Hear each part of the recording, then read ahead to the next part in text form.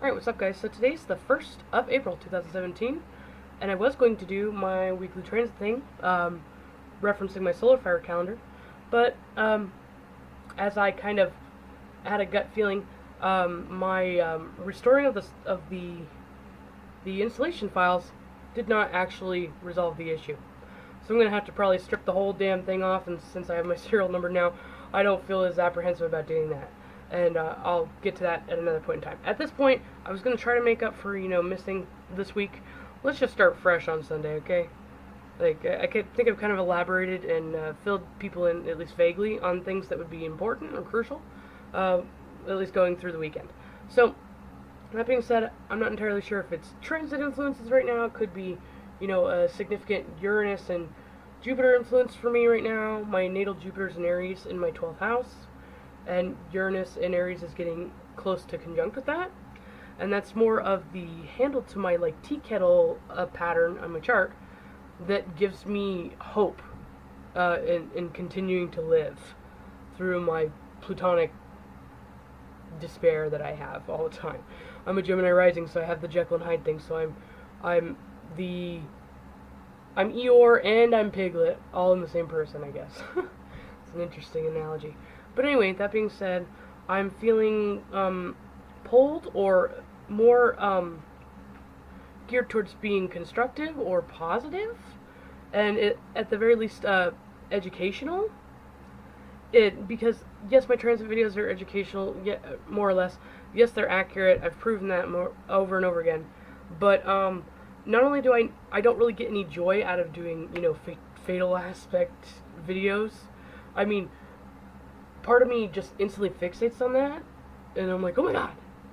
But it's not like, oh my god, like I want to talk about this. I'm feeling the need to talk about it, and I'm having my anxiety and my fear be the driving motivational factor as to why I do that.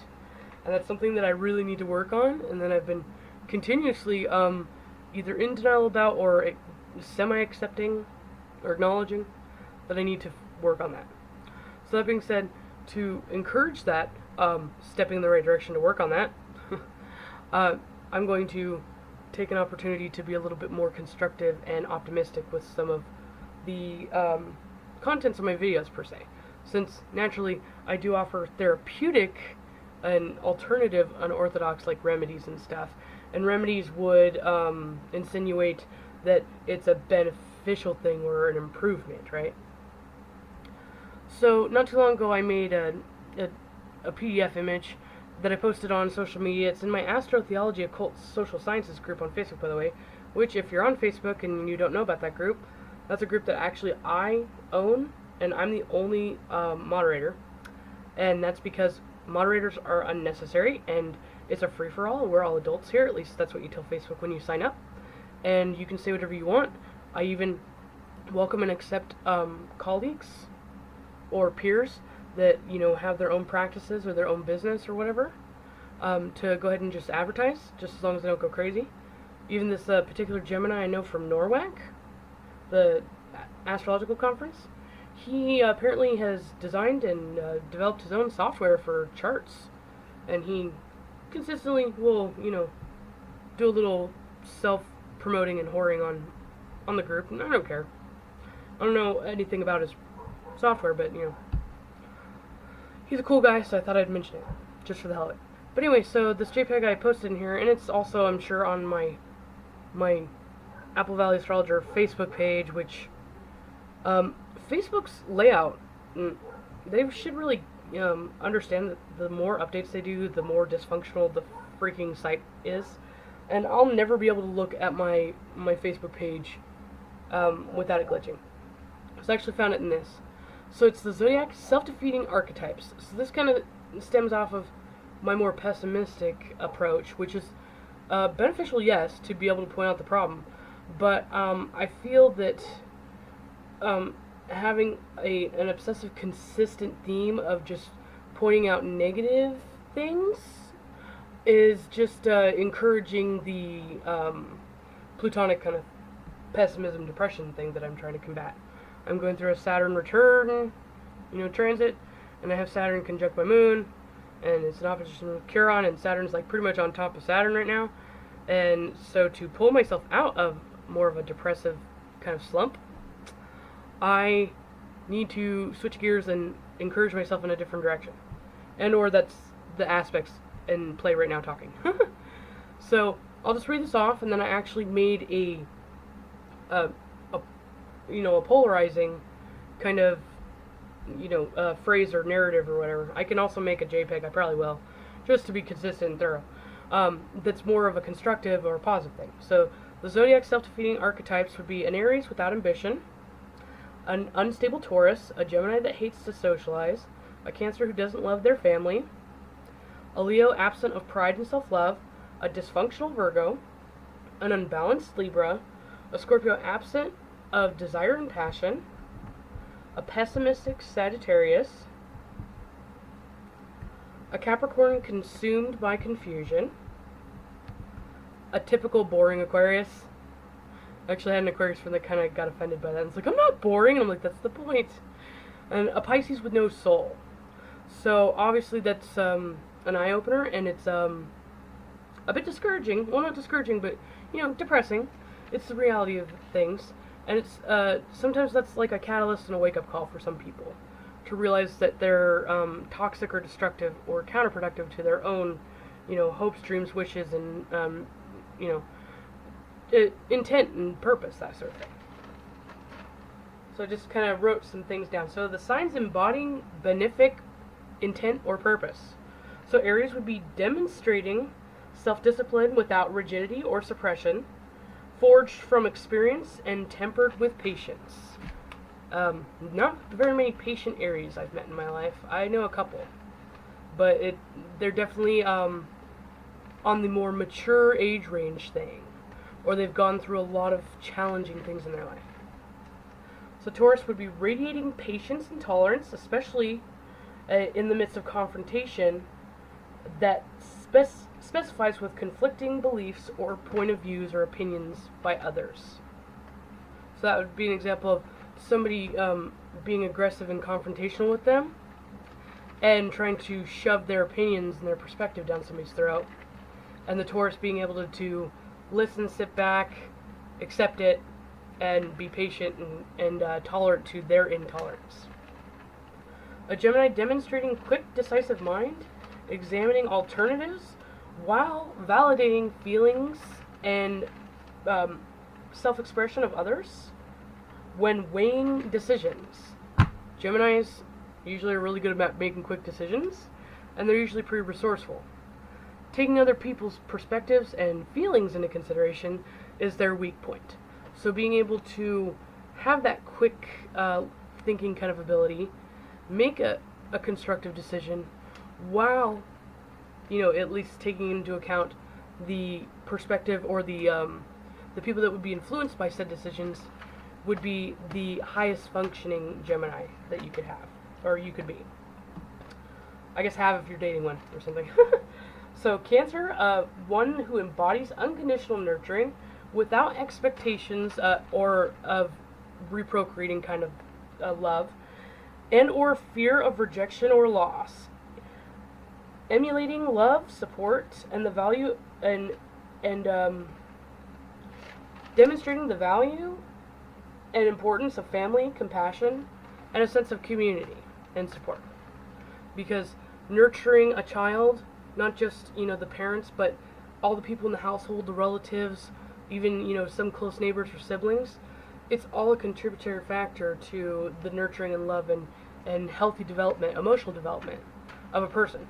Because even if you had a very healthy relationship and an emotional one with your parents, a negative abusive relationship with a sibling or a relative or with, people in your immediate environment could derail all of that potential, positive kind of developments that the parents would be contributing to the child. So it's a community sense. Leo, one that shines with courage and strength, channeled from within, like the sun radiating light and life. That strength inspiring others to inspiring others to expression, to their ultimate expression, and to embrace compassion and empowerment within themselves and others as well.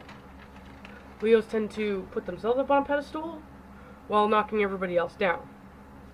And a lot of times they don't even realize that they're tearing people down in the process of blinding people with their radiance. And or the ones that are projecting an over-exaggerated self-importance that tend to go the narcissistic route are even more abusive and destructive towards other people, because that's a psychological defense mechanism for insecurity. So Virgo, being decisive and discriminating in a constructive method, simplifying concepts to their purest form, and embracing the value and core of its purpose. So obviously Virgo, the benefit of that is discernment, to decide what is necessary and what is not. Not to necessarily pick apart every single thing and dissect every single gadget, but to decide what gadget collectively is more beneficial for a certain scenario or, person or event or whatever. It's not to annihilate things and peck at it. It's to make realistic, purposeful discernment with what is best. Libra, understanding the value of others, consuming themselves with beauty, with music, art, and love, projecting a life of optimism, and embracing life's experiences with a loved one. So obviously Libras are all about the we instead of the me, and that's totally fine, but they need to figure out the balance and make sure that there's equal love for me and then them to make we. Because if it's not 50-50 self-love and then love for them, then it's unbalanced and it's not unconditional, genuine. Alright, and then Scorpio, emulating pure desire, motivated to seek truth in all forms and understand true meanings of their conscious existence. To be loving and accepting of life by releasing toxic, destructive power struggles and illusions of power. That's obviously something that is a huge challenge for me. And I'll get into that in another video. It's kind of like on the back burner of my mind, but I'm not gonna let this spiral into a personal vlog thing. So Sagittarius, embracing acceptance, embodying knowledge and understanding from rigorous, dedicated study and their vast experiences of life. Usually Sagittarius get around. It's not supposed to be a pun about their lack of commitment. Well, maybe it was, I don't know. My plutonic side is really good with the puns. I don't actually intend to say that. But, since they usually are the grass is green on the other side, they tend to dart over and they travel often, or they at least like variety and explore potential, avenues in other places. The more experiences you have, the more, reflection you can have and the more knowledge you have. Because experience is knowledge. And that's how you can be a very advanced shaped mind. Capricorn, being a leader and embodying purposeful, responsible point of views to structure and systems by learning to understand its importance and benefits of an actual collective structure, not them just being the, authoritarian, but delegating things and having a team kind of cohesion. And the benefit and the importance and benefits of a collective effort and progress. Kind of similar to the Aquarius one, actually, just in another sense. Since Capricorn and Aquarius were actually co-rulers of Saturn in ancient astrology, it makes sense, right? So Aquarius, embodying unconditional connections with others, understanding the gift of sharing and contributing to the greater good. They're great with the textbook ideology of that, but not really in practice.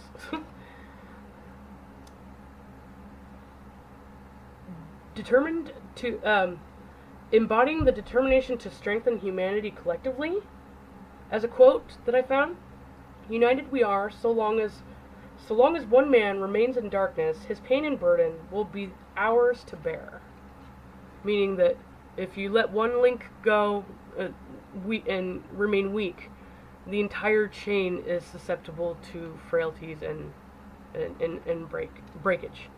So you have to bring everybody with you, and like spiritual karmatic thing, you have to ascend collectively in consciousness in order to uplift the the macrocosmic existence of humanity and its spiritual consciousness. For example, on a sociological level, because the secular, more advanced countries in the world and societies continue to evolve without perhaps maybe not trying to force their ways on other people, but giving the same resources and potential opportunities, making it an even playing field with third world countries or less developed countries, like for example the Arabian areas, the Central America kind of areas in Africa. If they all had the same resources and everything was equal, squared away from the get-go, there wouldn't be so much animosity, more or less. People would have more common ground, and I would assume, I mean, maybe I'm just dreaming, but the concept of Islam and that barbaric stuff that was, similar to more of a barbaric Old Testament ideology of Christianity before the Crusades and whatnot, would be a little bit more diluted, if not completely evolved into something a little bit more tolerable and less barbaric, because then we would be on the same page. It's literally as if their culture's in the Dark Ages, which is exactly what it is, and the secular world is on this Piscean delusion, ready to, transition into the age of Aquarius, where we're all supposed to be, on a higher level of community and innovative and have higher, kind of perspective in mind. Yeah, you can't do that if there's, some impairments in some of your your frontal cortexes or lobes or something like that, with you damaging brain cells. The damaging brain cells is the Dark Age people that have been kind of lagging. That's right. Not trying to be offensive, but that's a legit example.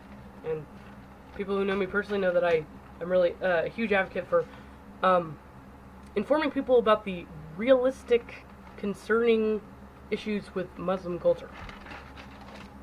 Yep. Probably lose a follower for that. I don't care. Whatever. Get over it. Daily thing. So, Pisces. To embrace unconditional love, acceptance, and understanding, and encouraging intent and purpose along the path to enlightenment. So Pisces are really good with the oneness of the assimilation with, karmatic divine or spirituality, but they usually get so lost in the vast, sea or fog, Neptunian fog, that they actually don't pick a direction or didn't even realize there's a direction to go in. And that's usually why they have a loss of identity and loss of self, and why they usually end up being like martyrs or self-sacrificial or destructive to their own actual life and, experiences, because they don't actually set out to achieve anything.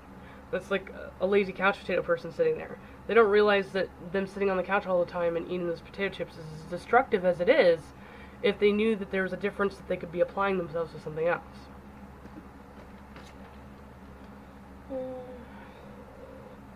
To emulate the importance of the collective soul and the individual consciousness. So to teach everybody else that every living creature and all of nature and every, individual mind and person is on some wavelength one and the same, the demiurge kind of thing.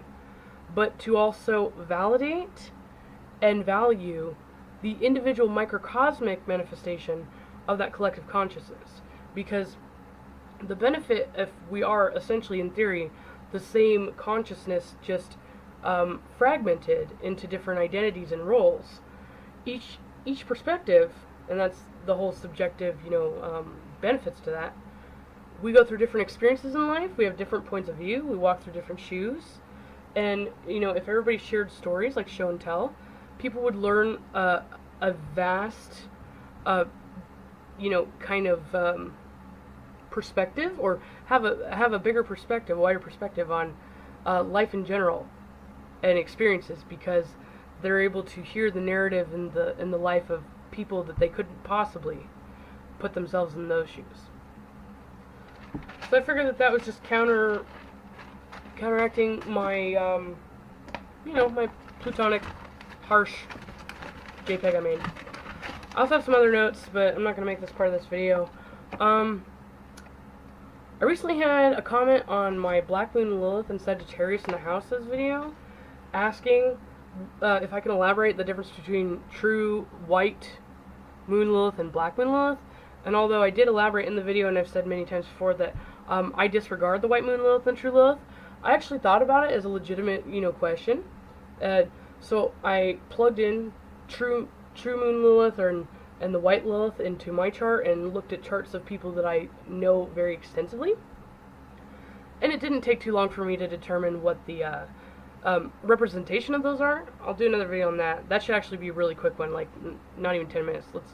Let's not give myself a guideline, because then I'm just going to blow it for the sake of being rebellious. But yeah, I'll go ahead and do that and try to do maybe some more educational things. Oh, I also did a really long, semi-boring medical homeopathic astrology video last night on reflexology and herbal foot baths, and how it helps combat diseases and helps cure like chronic issues and stuff with toxins in the body. I'll upload that. Maybe I'll hack it up and then upload it, because it's like 40 minutes long, but I did read off some actual references and everything like that, so depends on your attention span. Well, yeah, if it's the attention span going on right now, then maybe I should cut it out. Hello, is there someone there who cares for God-forsaken souls and God-forsaken man? Is there someone there who cares?